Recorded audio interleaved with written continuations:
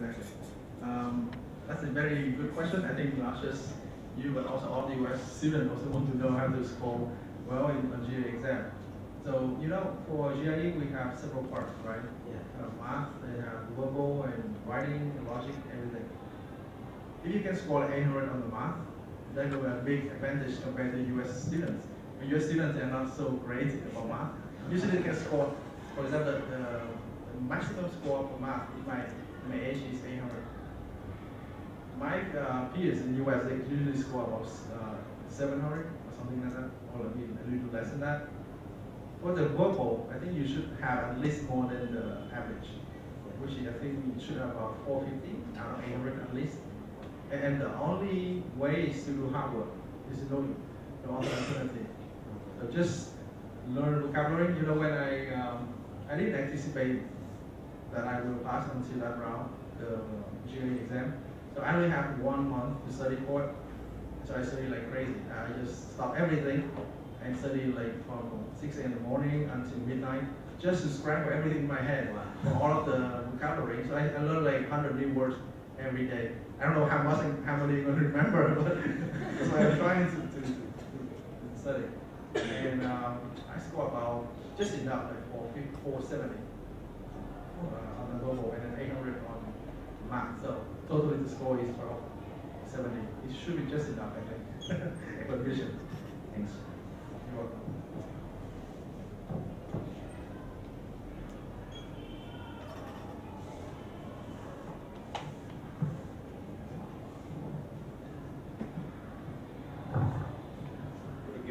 Come to the end, and I also would like to take this opportunity to thank the ENU and the Special Stem Cell Lab, all those TA helping us to these couple of days teaching here.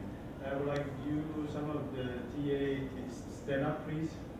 So we'll give you a big round of all those TAs. Who are TA?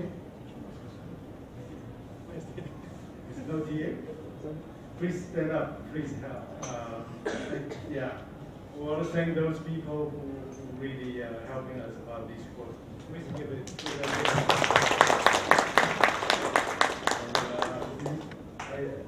Again, we still have more work to do because we will have some teleconference type of teaching, long distance learning process.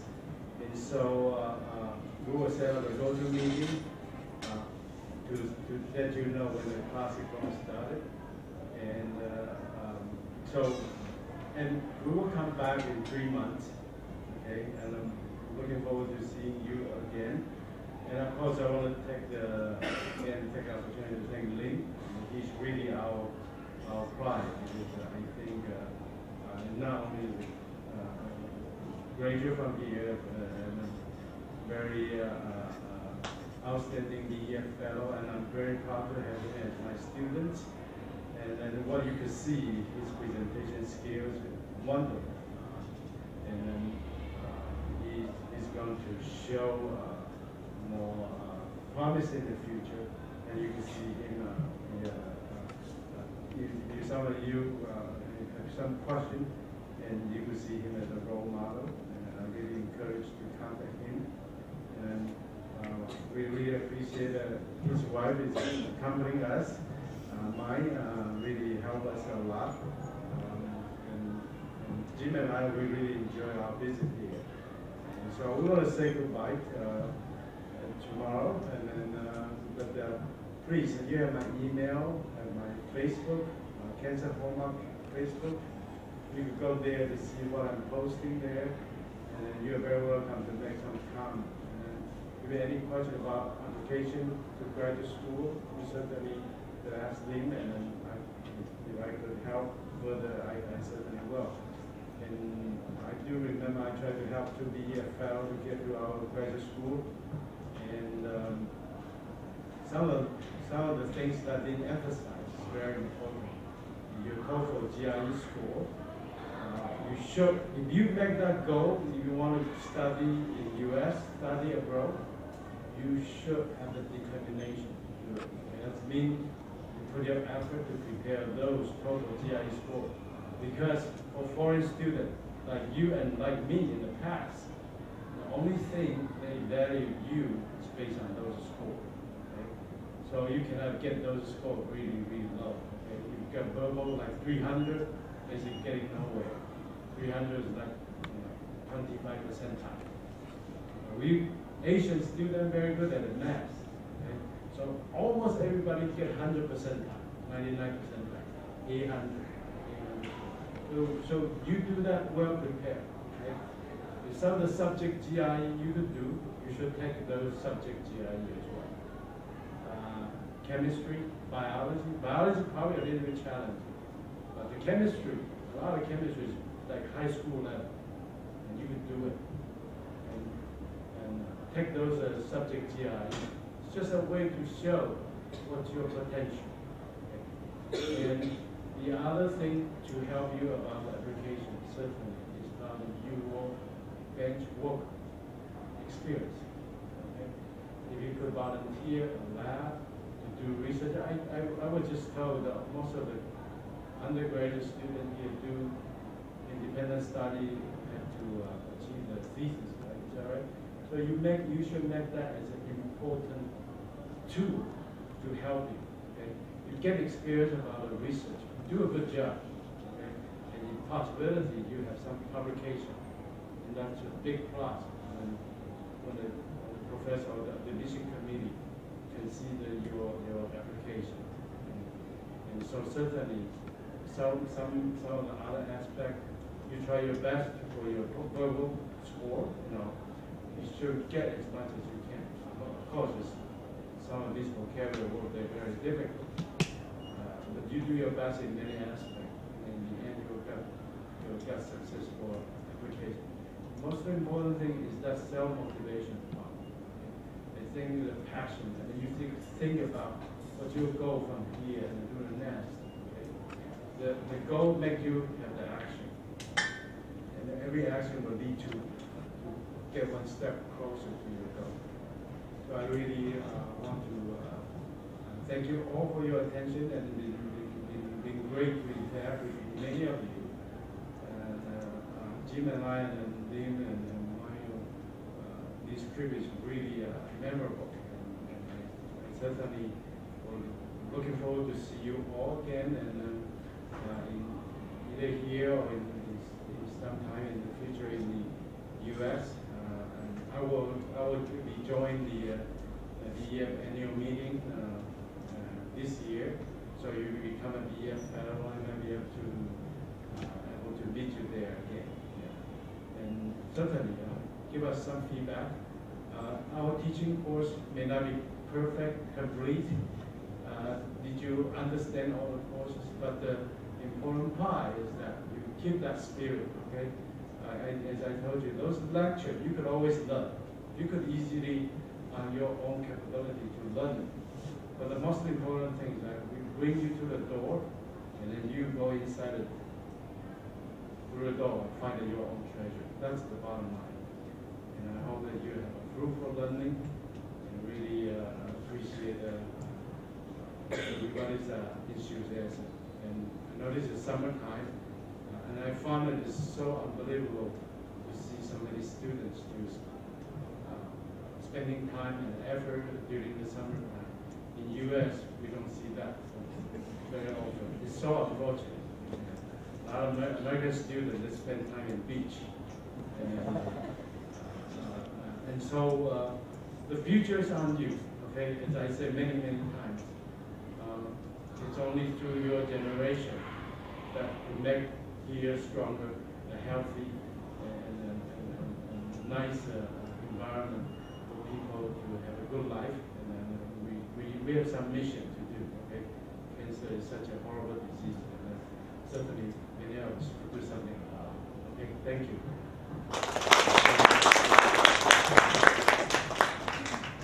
Thank you, Dr. Lee again, Dr. Young, and also the Salak teaching assistant. And so now this is a big project that we are working on right now to help ameliorating and improving cancer research, education, and prevention and treatment in Vietnam. Sorry, I prepared this slide in Vietnamese because we use this presentation for our meeting with the minister in Hanoi. So I didn't have time to switch back to English. But what I will do, it will show the slide in Vietnamese, but we're going to talk in English. Okay?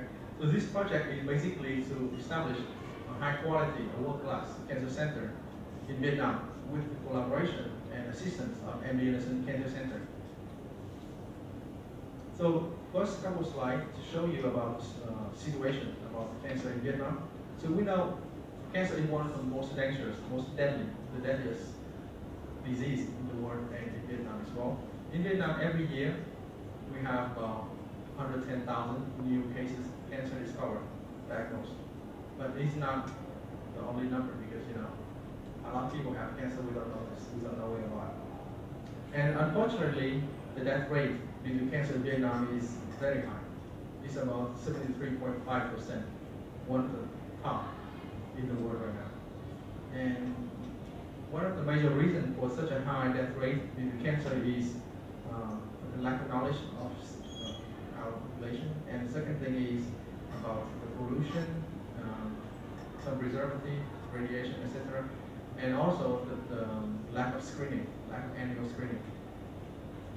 So due to the dangerous and complicated situation of cancer, we think that it's very crucial and urgent to establish the cancer center for treatment, prevention, and research of cancer in Vietnam. And we're going to build a good one, world-class quality. And we believe that those cancer centers, once we successfully established, will serve a very important role in the treatment, research, and prevention of cancer, not just in Vietnam, but also globally as well.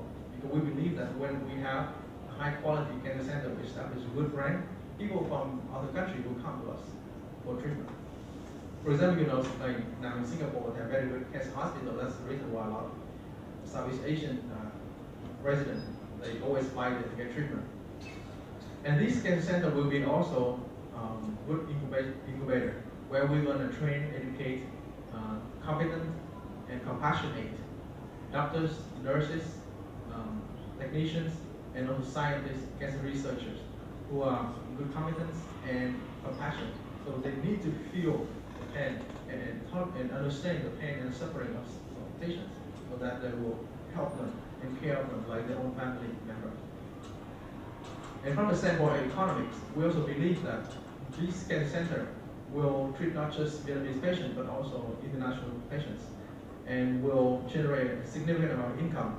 And this income will be reinvested for the research and development, so that we can improve patient care, and also education and training as well. So a couple of information about MD Anderson Cancer Center. This is the one of the top cancer center in the US right now.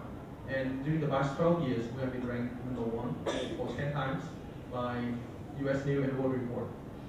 And this is located in the Texas Medical Center, which is the largest medical center in the world right now. MD Anderson is a big cancer center. We have about more than 90,000 employees, and we have more than 1,600 doctors, physicians, and researchers and faculty.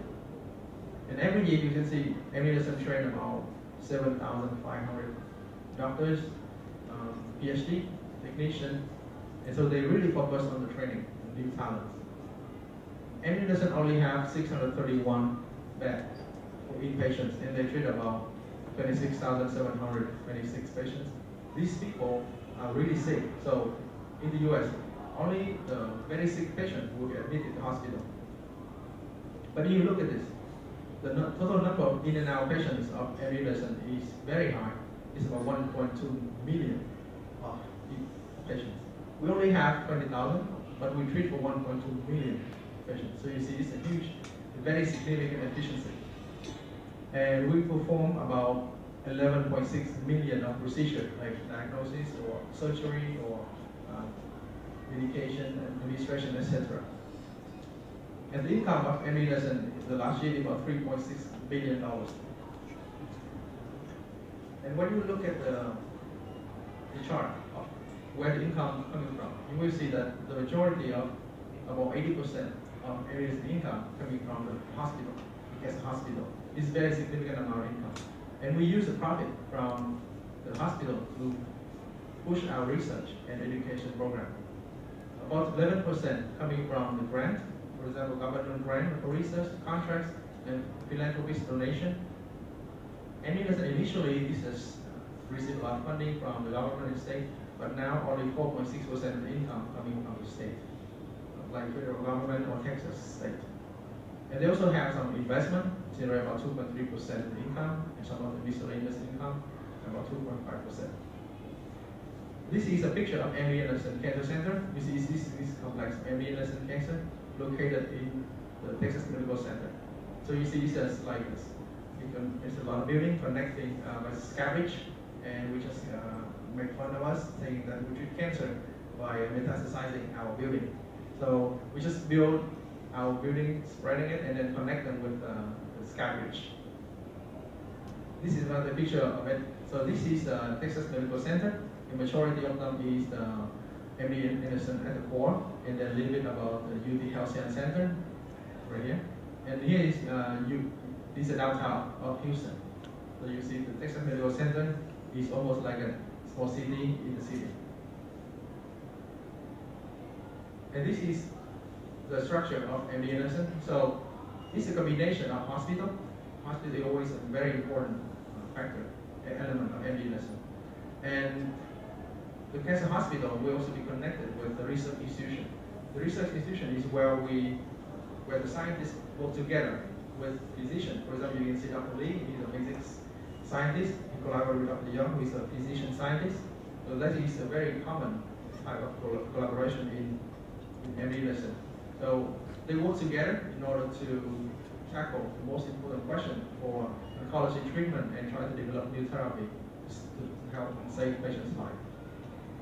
We also have a Cancer Prevention Institute, because the Cancer Prevention Institute is responsible for providing the education for public, raise public awareness about how to avoid cancer, how to prevent cancer, and also provide a lot of screening for them, like melanoma screening, breast mammogram, etc., or blood tests.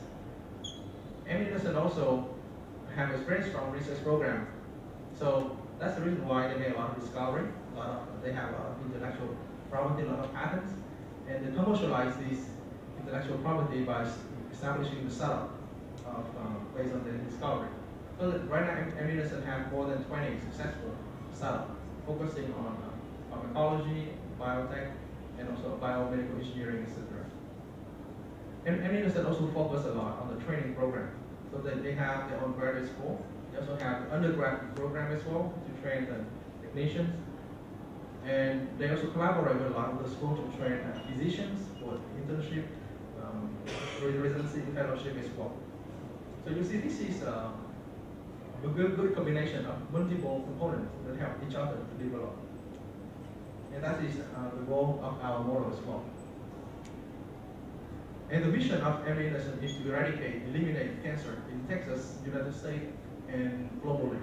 So that's the reason why MD Anderson is very eager and very active in helping other countries to save cancer patients' lives. So they established what they call Global Oncology Network.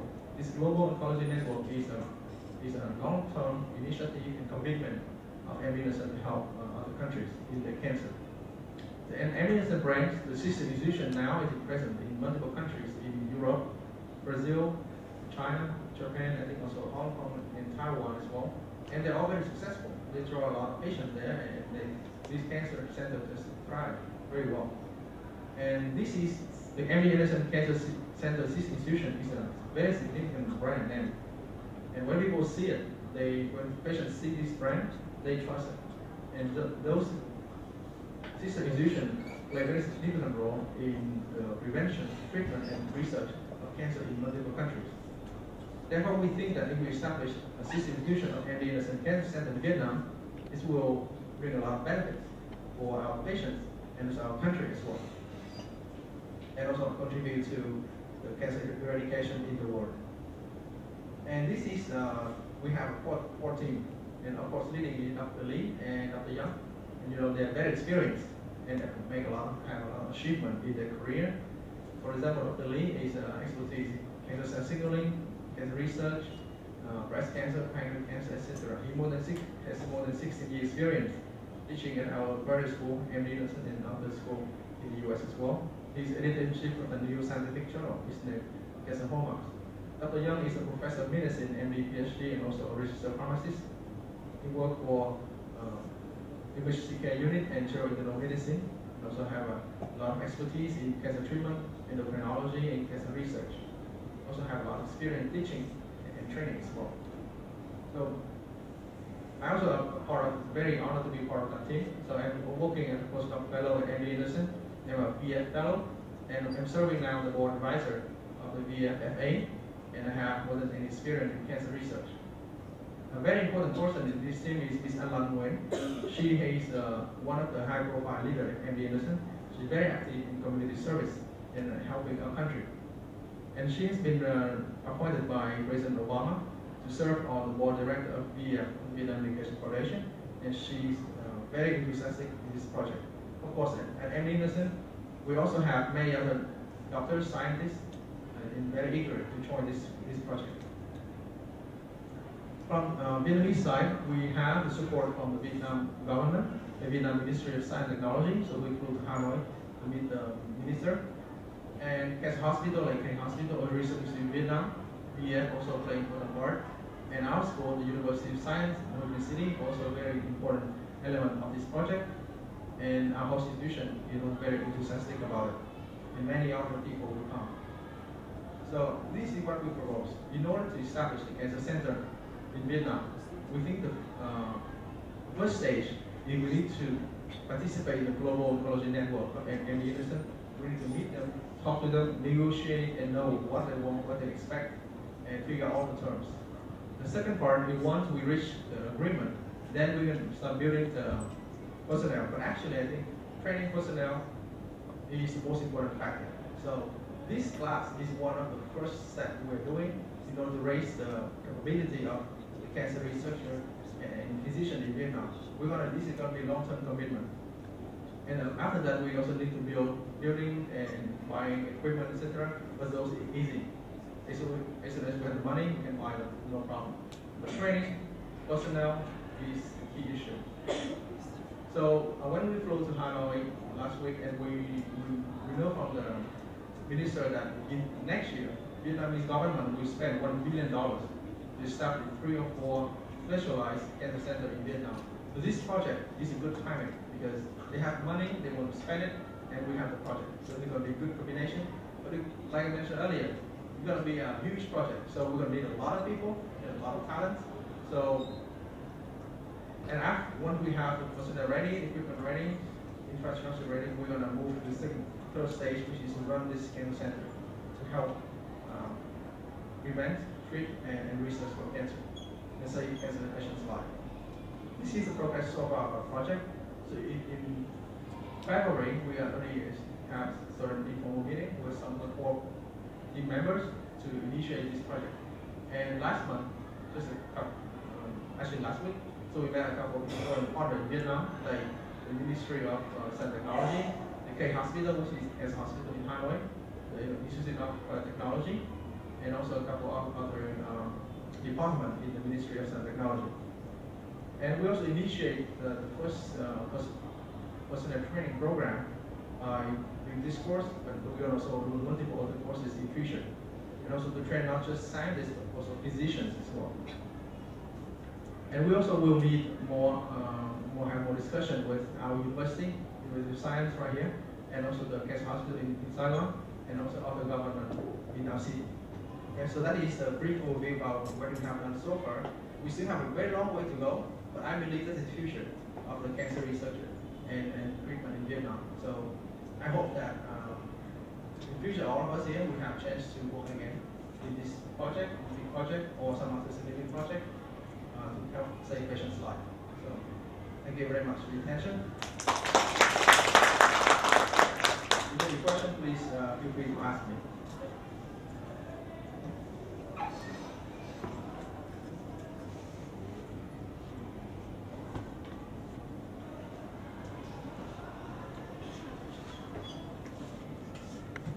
Oh, this is a little bit, it's a different aspect, but I think because most of the time we have student, physician, and PI.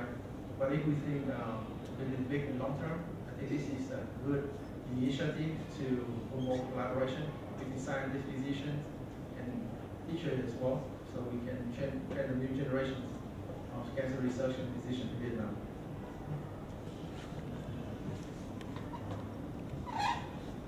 Thank you. Yeah, I really inspired by your talk and wholeheartedly support you in the future. If I can help with anything in the budget, I will volunteer to do so. Thank you. I just wonder now we start in the quite in the early stage, right? I see with you in the long term that I think the center will self-finance, will survive itself. Yes, yes. But we will need a lot of support at the beginning to set up. Yes. Then have you got any yes from the Yeah. government for that? Yes, we have. They told us about the plan. It's a very enthusiastic this project, and the World Bank will also participate in this project as well. But this is going to be very self-sustainable model because the income from hospital and cancer treatment will be, of course, we're going to pay salary from the staff and everything, but the profit from it will be also used to support research